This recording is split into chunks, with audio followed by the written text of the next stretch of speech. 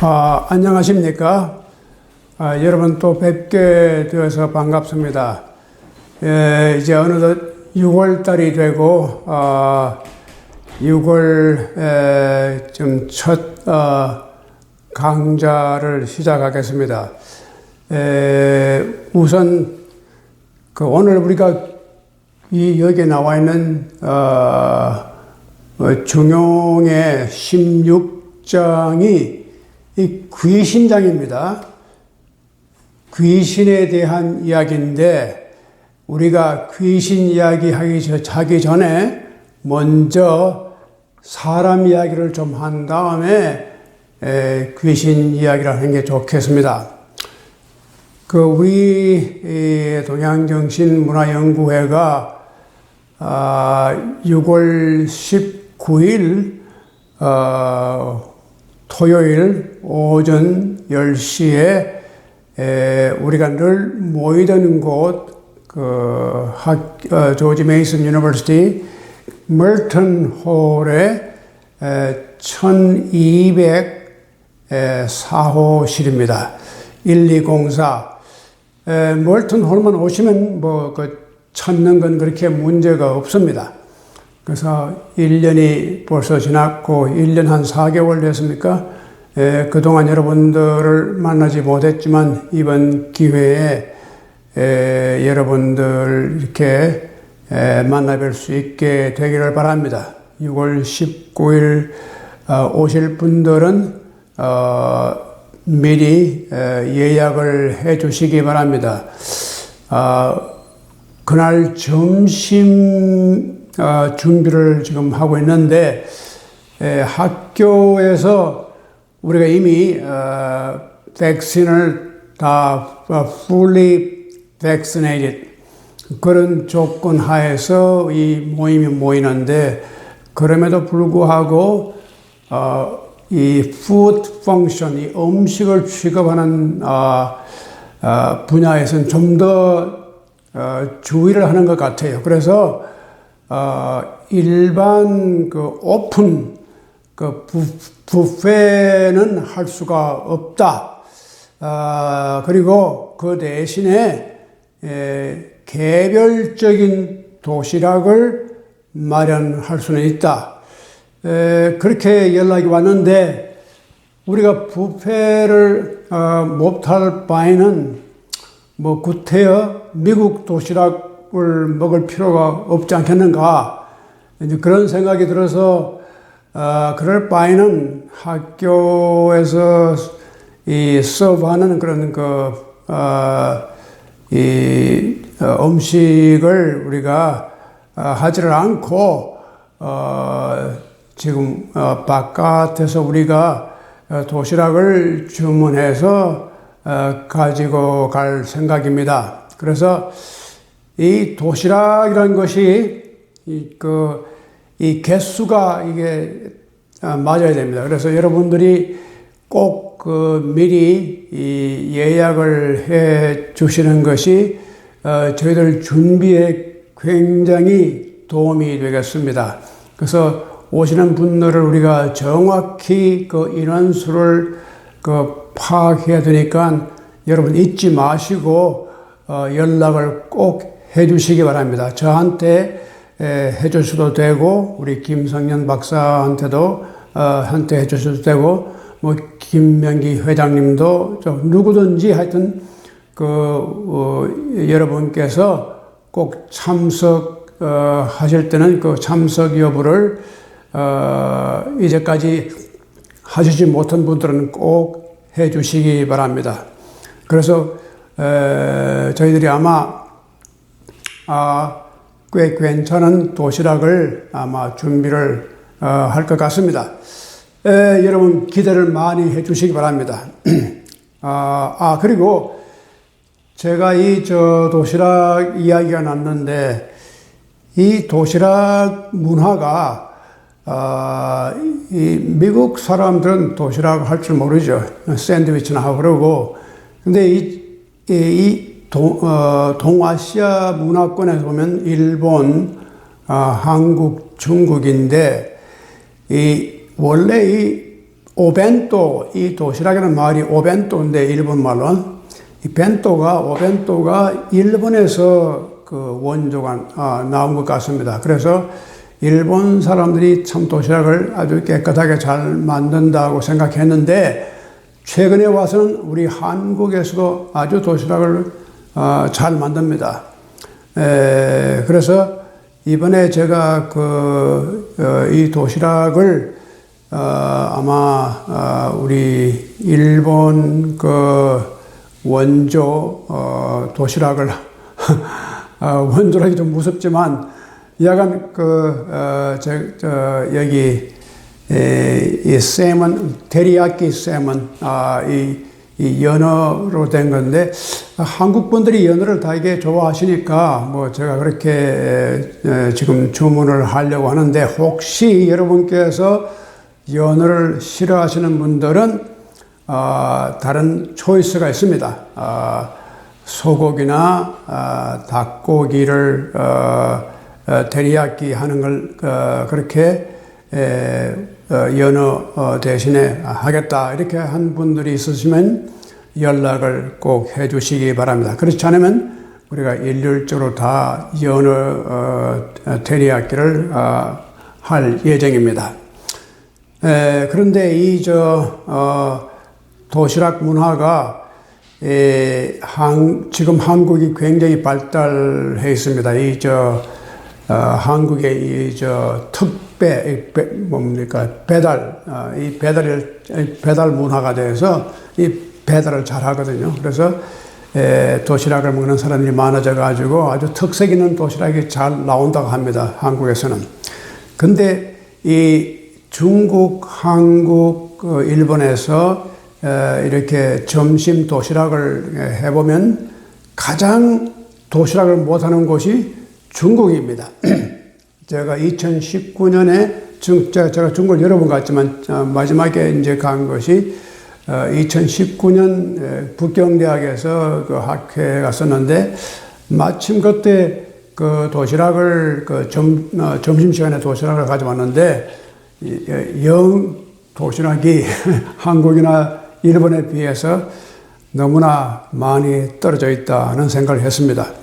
제가 그만큼 우리 먹는 말씀은 드리고, 이제 오늘 그 본론인 이 귀신 이야기를 좀 해야겠는데, 여러분이 아마 의아하실 겁니다. 도대체 이 지금 한 반 가까이 지금 중형을 지금 거의 반을 조금 넘었나? 이렇게 도달했는데, 갑자기 여기 제 16장에 귀신장이 나와요.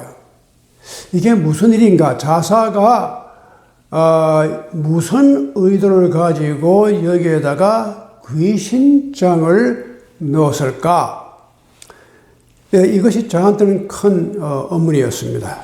아마 여러분들도 그런 의문을 가지고 계실 겁니다. 그런데 자, 도대체 귀신이 뭐냐? 이 귀신에 대한 이해를 우리가 좀 더 할 필요가 있습니다.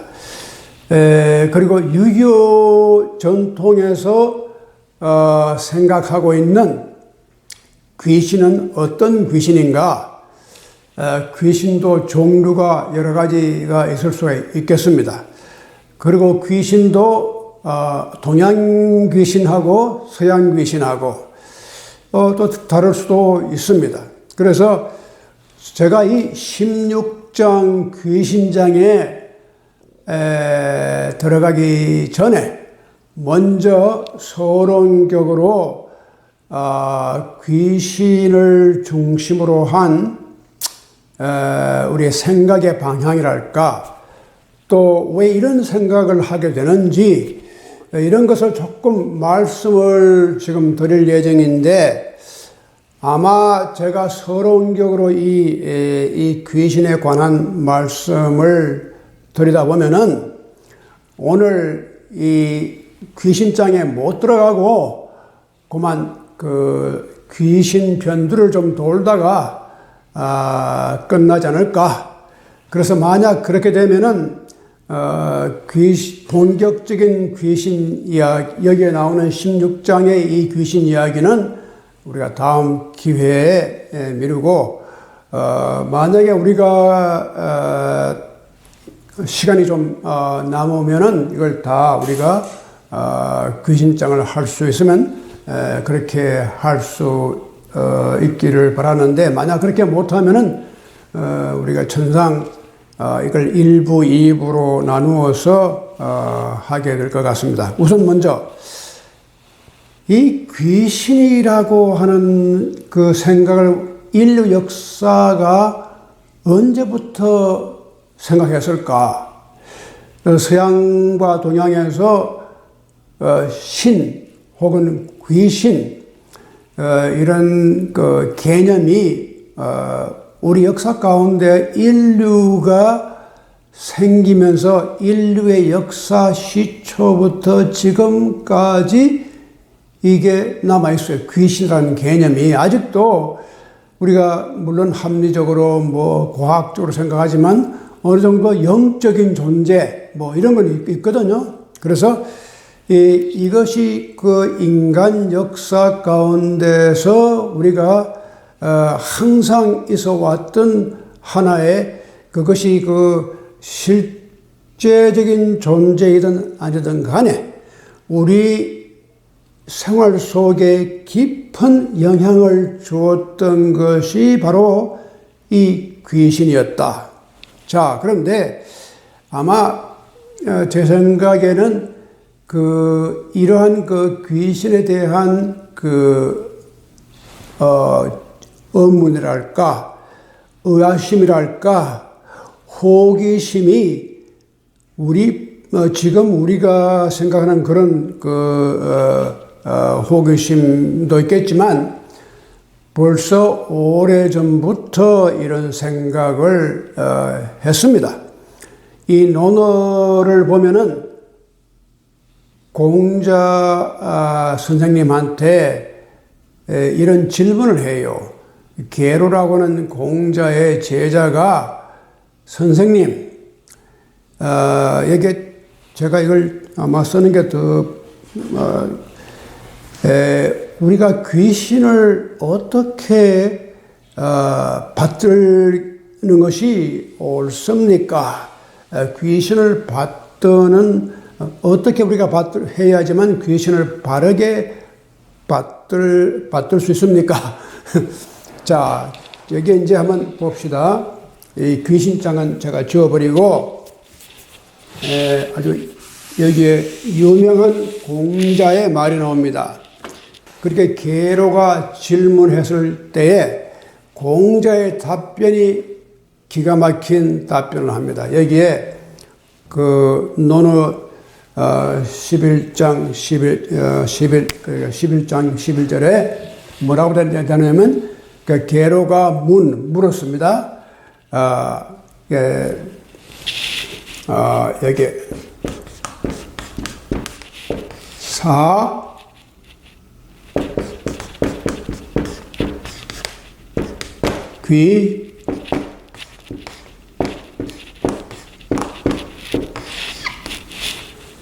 귀신을 사람 말은 serve 한단 말입니다. 귀신을 어떻게 how to serve spiritual being 귀신을 어떻게 모시겠는가? 그러니까 이 공자가 그 대답이 기가 막힌 대답을 합니다. 여기에서 공자의 대답이 어떤 대답을 하느냐 하면은 우리가 아직도 여기 보십시오. 미능사인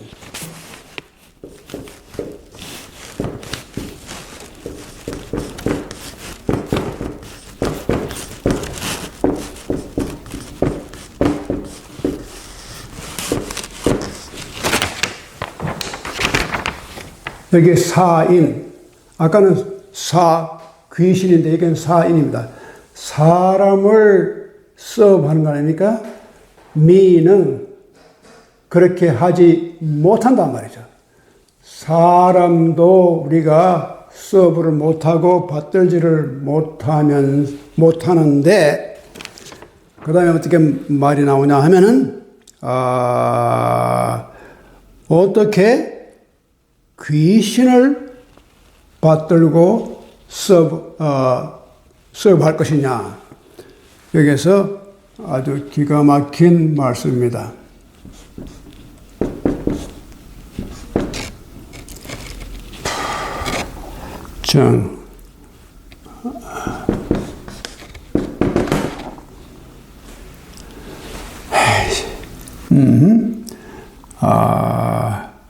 미능사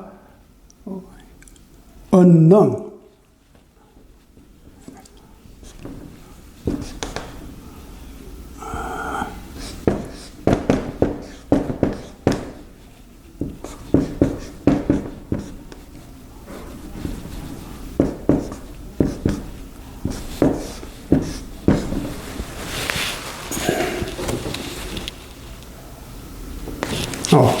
사인이 아니고 사귀건.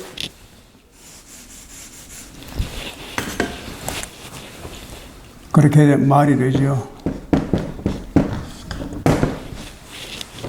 이게 아주 그 공자의 말씀 그대로입니다. 미능사인 언능사귀. 사람도 제대로 우리가 받들지 못하는데 귀신을 어떻게 받들게 하느냐. 능사. 그래서 공자의 이 말이 굉장히 혁명적인 말입니다. 그 당시만 해도 이 귀신에 대한 생각이 아주 일반적으로 편만해 있었습니다. 그러니까 중국의 고대 역사를 보면은 하나라가 있고 상나라가 있고 주나라가 있고, 그러니까 Ancient Dynasty가 옛날에 이 세 나라가 하나라, 상나라, 주나라. 근데 이 주나라라는 나라가 굉장히 문물이 많이 발달하고, 그때부터 이 철기 시대가 막 등장하고 이런 때인데, 그때 이 주나라가 굉장히 중요한 역할을 해요. 중국 역사 가운데서, 하나라나 상나라 때는 굉장히, 어떤 초월적인, 신 혹은 귀신에 대한 생각을 많이 했고, 심지어는 아주 인격적인 신까지도 생각을 했기 때문에 제사를 드리는 것, 신을 모시는 것, 이것이 굉장히 중요한 일로 생각이 되어 왔거든요. 그래서 여러분 잘 아시는겠지만 고대 중국에서는 그런 어떤 초월적인 신의 이름이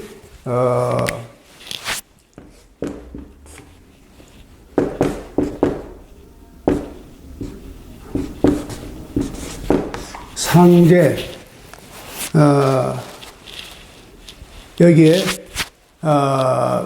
이거 그냥 높다는 뜻이고, 여기는 이거 황제니 뭐 그런 뜻인데, 로드, 주가 된단 말이죠. 이 제자가 하고 이 주자하고가 좀 이게 상당히 비슷합니다. 그래서 상제란 말을 많이 썼는데, 이 상제란 말이 점점 바뀌어서 어떻게 되냐면 이 상제는 점점 들어가고 여기에 새롭게 올라오는 것이 이 하늘의 개념,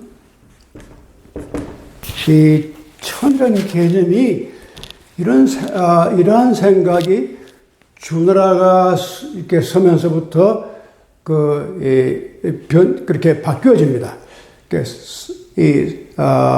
상제라고 하는 것은 굉장히 어떤 인격적인 면이 있어요.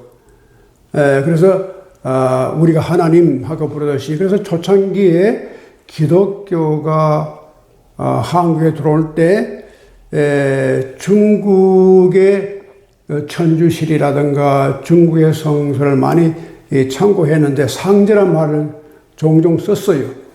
근데 그 후에 다행히 우리 전통 가운데서는 하늘님, 하느님 이런 게 이런 이름이 있었기 때문에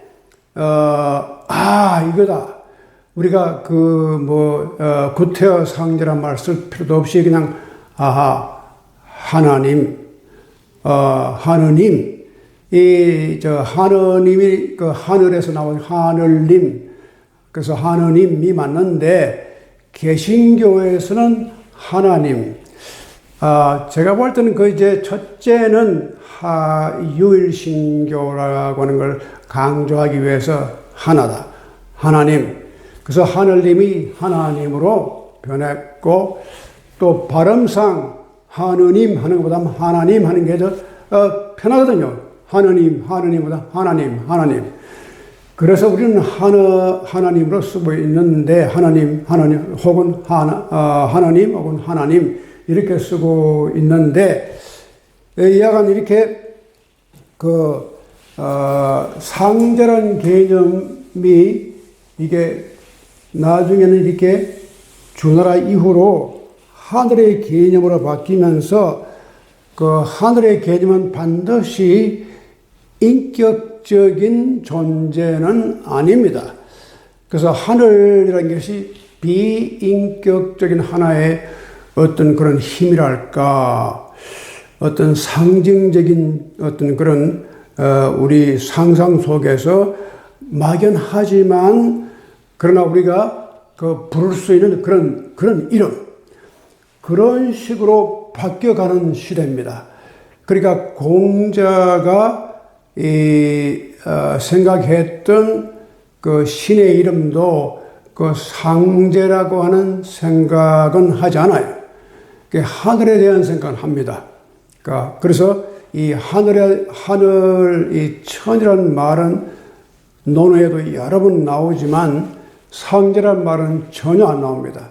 그러니까 이것이 새로 이 상제란 말이 새로 이렇게 부활한 것은 언제 했느냐 하면 17세기입니다. 이 마테오 리치가 중국에 들어오고 이제 서양 선교사들이 중국에 들어오면서 이 God이란 말을 G-O-D 어떻게 번역할까? 근데 번이 마땅한 말이 없잖아요.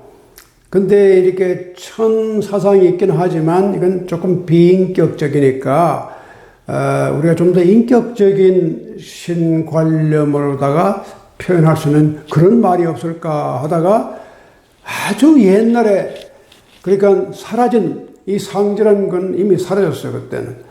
근데 그 말을 다시 찾아가지고 상제, 그런 말을 서로 이렇게 발굴해낸 사람이 바로 마테오 리치입니다. 그래서 우리나라도 그런 영향을 많이 받긴 했습니다.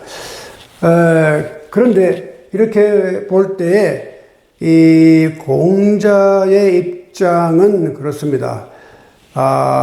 우리가 귀신을 받든다고 하는 것, 그 당시에는 아직도 이렇게 그것이 아주 대중 사이에서는 이게 파퓰러 컬처입니다. 그런데 공자는 우선 우리가 보는 우리 이웃, 우리 형제 자매, 우리 친구, 여기 사람 인자는, 이 인자는 나는 이 기자를 쓰면은 자기가 되고 이는 타인이 됩니다.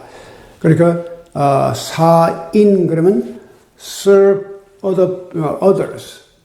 다른 사람을 우리 이웃의 인간을 받들 줄 우리가 모르면서 아주 그렇게 하지 못하면서 무슨 귀신을 받든다고 하느냐. 또 같은 그 게로가 또 묻기를 선생님, 이 다른 선생님들은 다 죽은 다음에 새로 우리가 극락을 간다든지 죽은 다음에 다시 살아난 업이 이렇게 카르마가 있어가지고 다른 형태로 태어난다든지 그런 가르침도 많잖아요. 그런데 우리가 그 죽음에 대해서 한번 말씀해 주십시오 하니까 똑같은 말 합니다. 우리가 생도 모르는데 어떻게 사를 말할 수 있겠느냐. 이게 이제 공자의 기가 막힌 말씀입니다. 이것이 단적으로 보면은 공자가 가지고 있었던 생각이 얼마나 철저하게 휴머니스틱, 인간주의냐, 인간의 중심이다. 그리고 삶이 중심이다. 죽음이 우리의 중심적인 과제가 되어서는 안 된다. 삶 자체를 긍정하고 삶에 대해서 우리가 어떻게 삶을 살 것인가. 그러니까 제가 전번에 말씀드린 대로 이 유교라고 하는 것은 철저하게 우리 인간이 어떻게 살 것인가. 또 지금 이 삶을 우리가 어떻게 하면 가장 즐겁고 가장 유익하고 가장 보람되게 사느냐. 이것이 문제이지 왜 우리가 귀신을 생각해야 되고 왜 우리가 이 죽음을 항상 생각하고 우리 일상을 살아가야 되느냐. 이게 상당히 공자가 아주 철저하게 생각했던 점인데, 자, 그렇다고 해서 우리가 정말 그 후로 귀신에 대한 생각이 없었느냐? 그렇지 않습니다. 항상 이 귀신에 대한 그 논의가 있어 왔고, 거기에 대한 의문이 항상 있어 왔어요. 그런데 이렇게 이제 귀신의 세계, 아무래도 이 세상은 귀신이 지배하는 게 아닌가 하는 그런 생각을 많이 해왔습니다. 그래서 이제 어떤 분들은 이런 말을 하죠. 우리 동아시아, 특히 한국 같은 나라가 좀 더 과학적인 생각, 합리적인 생각을 했더라면 우리가 더 일찍 우리가 근대화가 되고 또 조선 같은 나라가 더 우리가 그 강한 나라가 되고 이렇게 일본에게 뺏길 필요도 없고 이렇게 그 역사를 보면서 우리가 우리 나름대로 그런 어떤 생각을 할 때가 있어요. 그래서 흔히 우리가 우리 현실에 대해서 왜 한국이 이렇게 되느냐, 조선조 마렵에 그리고 일제 강점기에 그런 우리가 그 고통을 생각하면서 이것은 우리 민족이 합리적인 생각 또 과학적인 생각을 못했기 때문에 이런 비극을 우리가 당한 것이다. 그래서 근대화란 건 뭐냐? 합리적인 생각, 과학적인 사고방식 이렇게 나가야지 나라도 되고 사회도 되고 경제도 부흥하고 이렇게 이제 우리가 생각하는 거예요. 그게 마땅한 생각입니다. 근데 우리는 그런 생각조차를 못했다.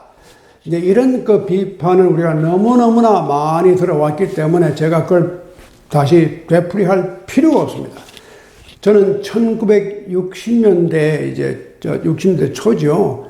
대학에 들어갔었는데 1960년대 한국의 그 인텔렉추얼들이, 그 퍼블릭 인텔렉추얼, 공공지성들이 외치는 이야기가 다 똑같은 얘기였습니다.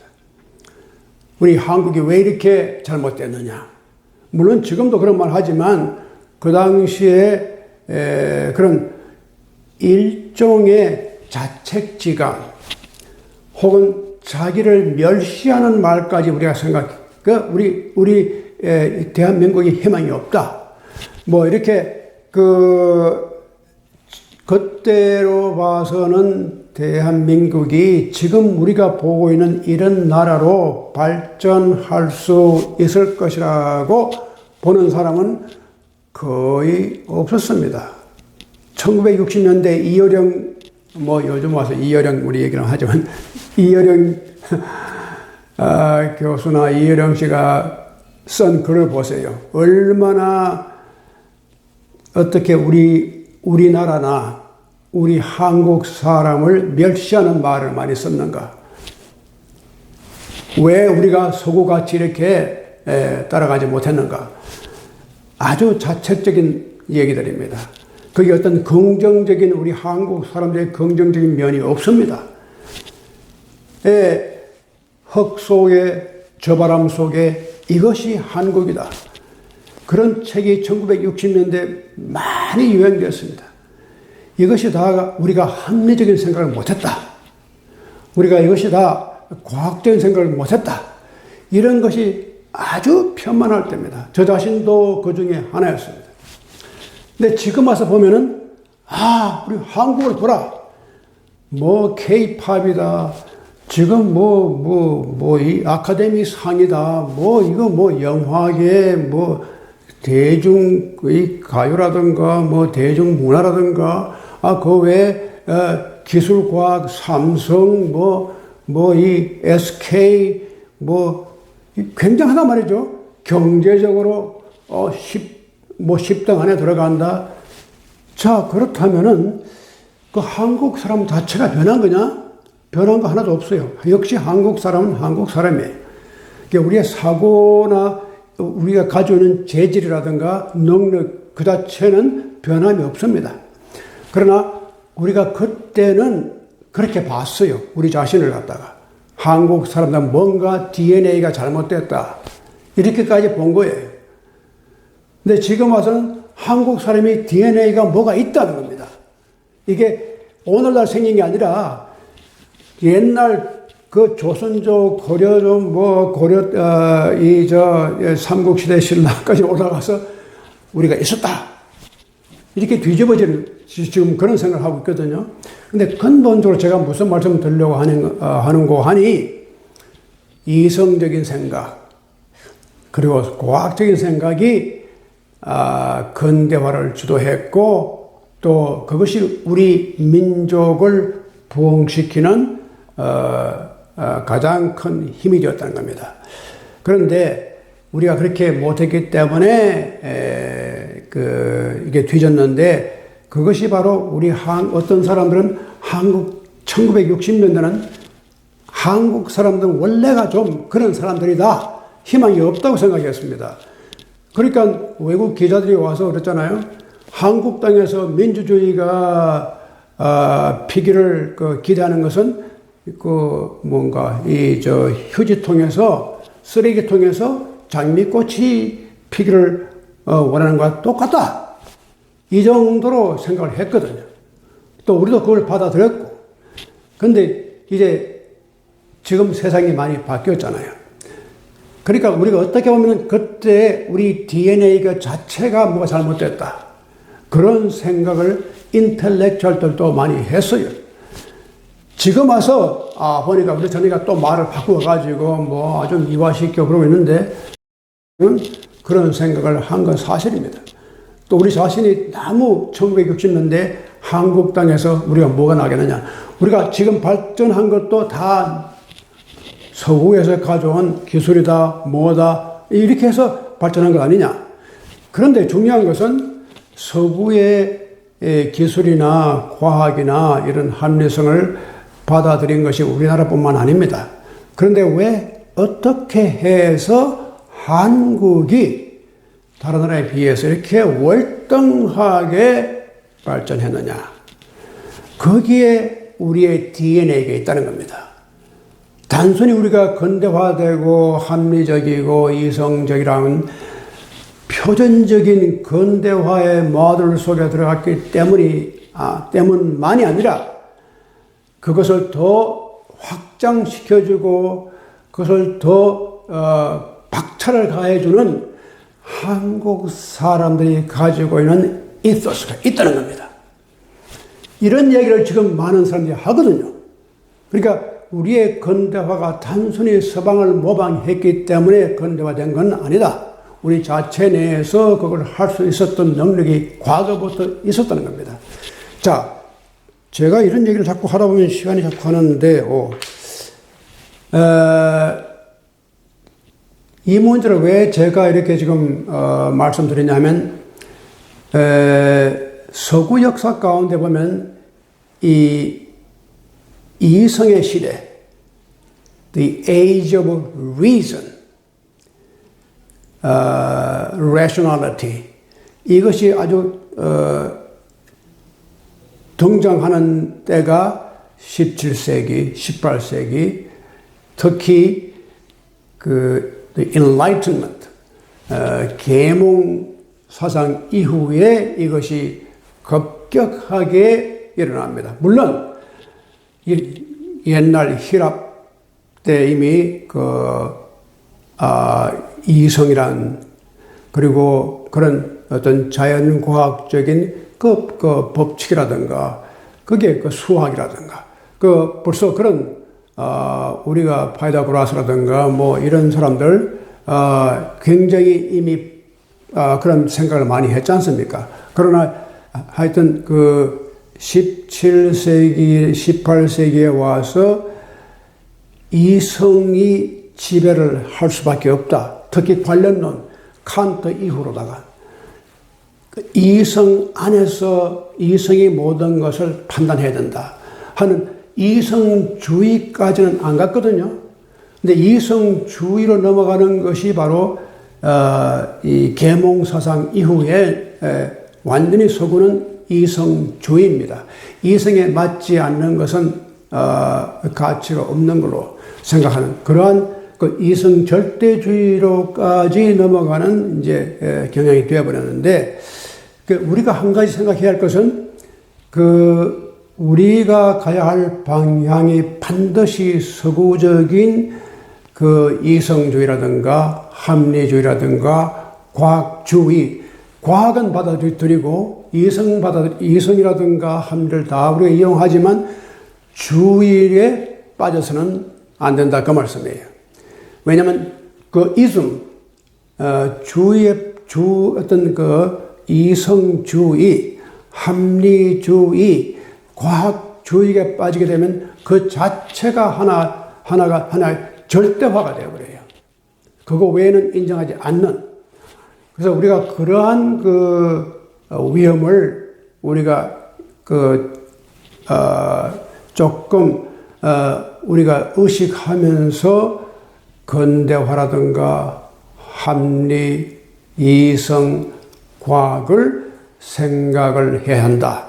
그래서 과학적이 되지만 과학주의에 빠지지 말고 이성과 합리적으로 생각하지만 이성주의에 빠지지 말고 합리주의에 빠져서는 안 된다는 것. 이것이 앞으로 이제 동아시아 문화가 가야 할 방향이 서구의 이런 근대화를 다 우리가 받아들이면서 동시에 어떤 이러한 서구적인 틀을 절대화시키는 그런 위험을 우리가 빠져나가야 됩니다.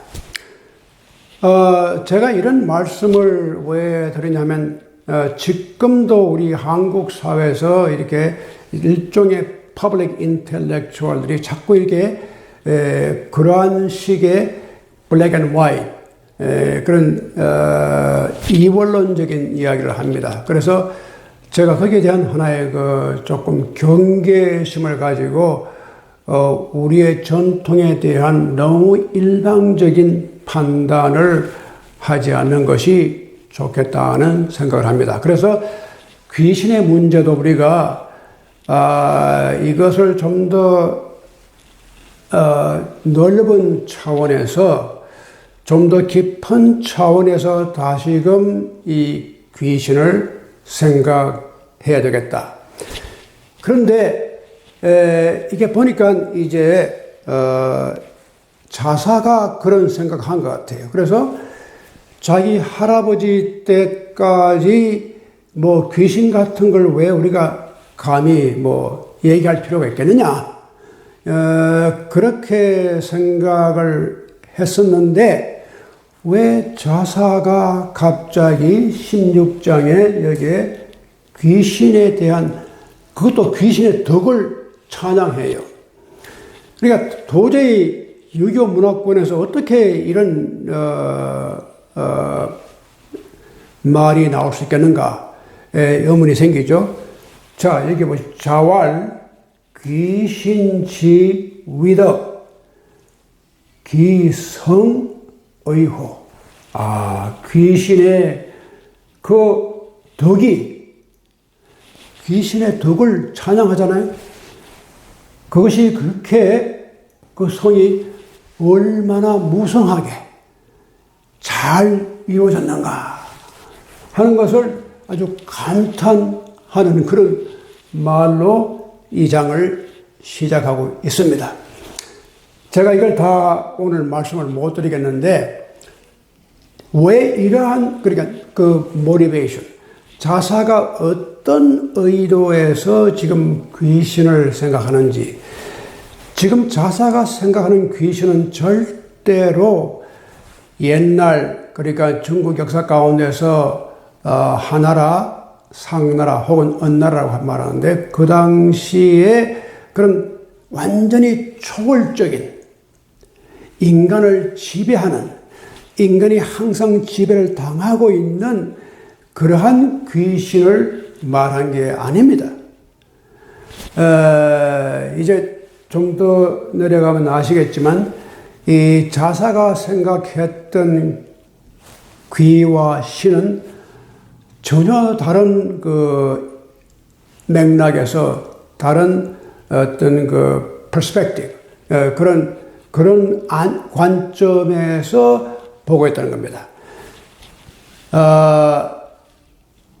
이제 우리가 잠깐 우리가 이런 생각을 해봅시다. 무엇이 합리냐? 또 무엇이 인간적인 것이냐? 또 무엇이 초월적인 것인가 하는 것을 우리가 이렇게 살펴보면은 아주 간단히 말씀드리면은 쉽게 이원론에 빠질 수가 있어요. 그래서 초월은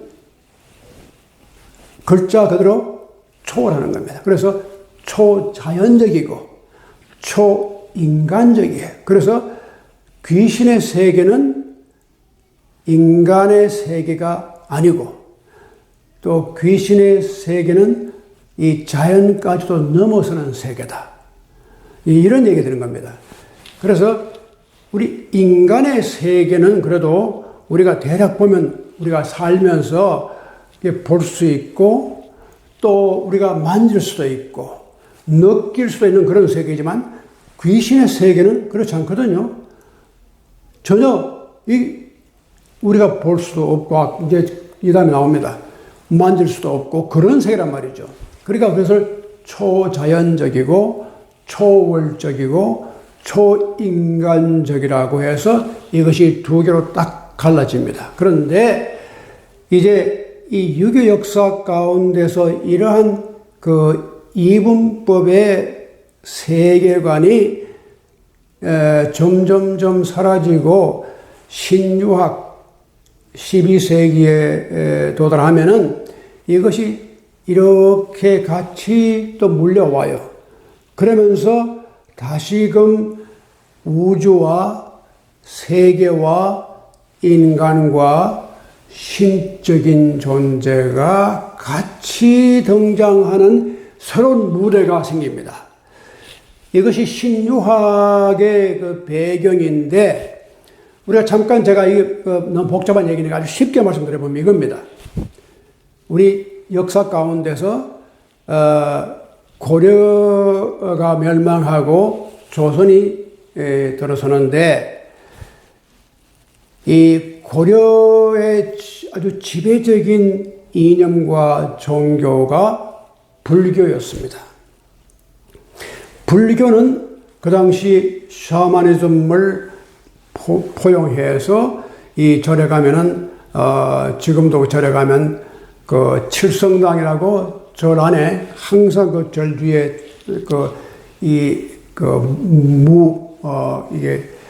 뭡니까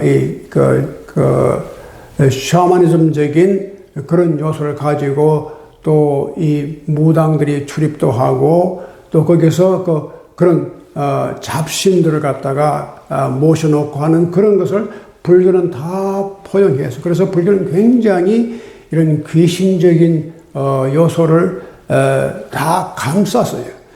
그래서 이 무교, 이 샤머니즘을 연구하면 용어도 불교적인 용어가 많이 나옵니다. 그런데 이 조선조가 등장하면서 이 불교를 배척했잖아요. 그 말은 불교 자체를 배척한 것도 있겠지만 이러한 신적인 요소, 이런 귀신적인 요소를 갖다가 조선 초에 이 나라를 건국했던 정도전 같은 사람들이 철저하게 배격합니다. 이 나라가 앞으로 제대로 되려면 이성적이고 합리적이 되어야 한다. 이 놀라운 얘기입니다. 지금 우리가 볼 때는 조선조가 저 엉터리가 말이지 전건대적이고 어쩌고저쩌고 하는데 1392년에 이태조 이성계가 이렇게 나라를 세우는데 사실은 그 뒤 배경은 정도전입니다. 이 정도전이 이 젊은 유생들을 모아가지고 이런 하나의 쿠데타입니다. 그래서 이것이 뭐냐면 이제 우리가 The Age of Reason, 이제 뭐야? 앞으로 나라를 다스리고 모든 백성을 다스리는 이념을 성리학, 주자학, 유교 틀에 세워야 한다. 이것이 하나의 이념 체제입니다. 그런데 우리가 보면은 이 합리적이다, 뭐 이성적이다 하는 말이 다 객관적이라고 생각할 수는 없어요. 합리적이라는 말은 어디까지나 어떤 패러다임, 어떤 주어진 패러다임 속에 들어갔을 때 그게 맞으니까 합리적이다. 그러니까 유교 사상도 그런 거예요. 그러니까 이제 이런 모든 것을 좀 더 합리적으로 생각한다면은 이렇게 막연하게 귀신 잡기를 갖다 숨기는 게 아니라 이제 우리가 가야 할 방향은 좀 더 합리적인 바탕을 가지고 그 합리적인 바탕은 바로 주자의 성리학이었던 거예요. 그게 패러다임이에요. 근데 이러한 패러다임이 등장한 것 자체가 굉장히 중요한 겁니다. 근데 사실 더 거슬러 올라가게 되면은, 이 공자, 맹자, 그리고 더 나아가서 순자란 분이 계신데, 제가 오늘 여기까지만 말씀드리고 끝내겠습니다. 순자.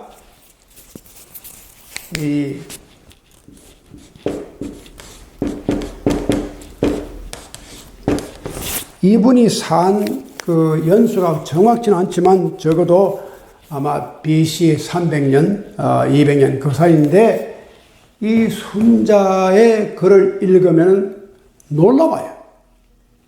그 당시에 300년, 그러니까 기원전 300년에 순자가 이런 말을 합니다. 우리는 순자를 뭐 성선설, 성악설 그런 것만 얘기하잖아요. 그런데 넘어서서 순자가 쓴 그 하늘에 관한 것, 천에 관한 것, 그걸 읽으면은 기가 막힌 얘기가 나와요. 그 당시에 어떻게 이렇게 생각했을까? 순자가 이런 말 합니다. 이 세상에 왜 우리가 별이 떨어진다거나 또 뭐 일식이 온다거나 월식이 오는 걸 보고 사람이 두려워할 게 뭐가 있느냐? 이건 어쩌다가 항상 있을 수 있는 자연의 하나의 변화에 불과하지, 이걸 가지고 올해 풍년이 온다, 흉년이 온다, 이 나라가 망한다, 성한다, 이게 말도 아니란 말이에요. 근데 이런 생각을 순자가 한 거예요. 그리고 그러한 그 일종의 쉽게 말하면 demystification, 그러니까 좀 더 비신화시키는 그런 작업을 이미 순자가 한 겁니다.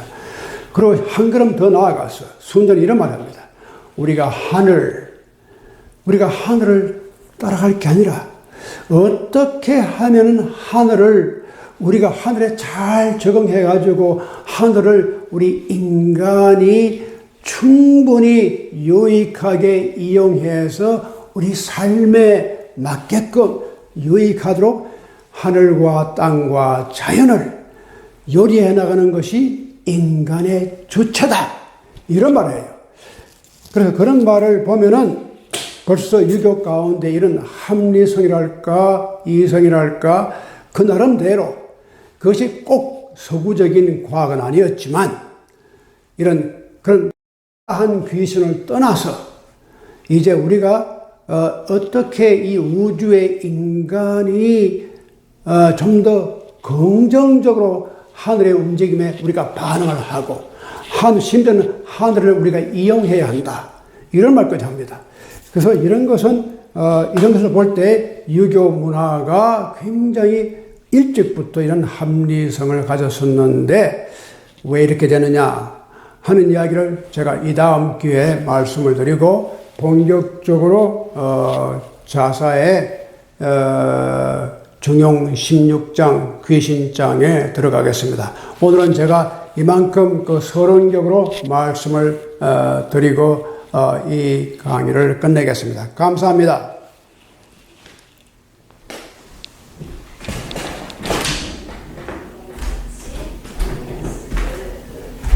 네.